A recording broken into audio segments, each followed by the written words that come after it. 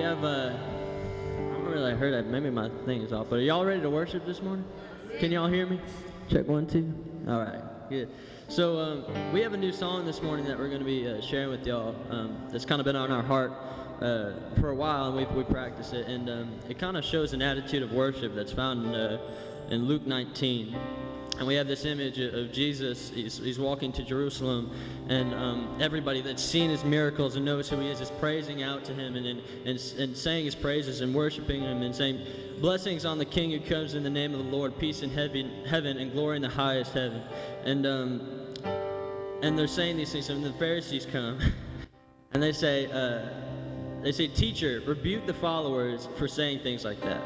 And Jesus replies to them, and he says, "If they keep quiet, the stones along the road would burst into cheers, and they would cry out. Even the rocks would cry out if we kept quiet." And so we have this song this morning, and we don't want to let the rocks cry out in our place. We want to not let the Pharisees tell us to keep it inside or tell us, we shouldn't be praising God or we shouldn't be lifting his praises and saying glory to his name. So this morning, let's not let, the rocks cry out or the birds praise God in our place. They're going to do that anyway because they're God's creation and he created them that way. But we're created to worship God, and we have a place doing that. And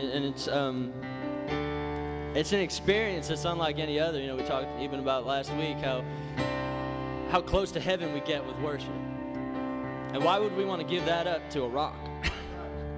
So this morning, let's worship God freely. Let's take our place worshiping God and lifting his name and lifting his praises and not letting the things of this week or the things of last week or the things of this year that we're going through step in the way of that. And let those rocks that we have, these burdens of rocks, take our place of worship and carry us down instead of letting us worship. So let's lift our voices this morning and praise God. Amen.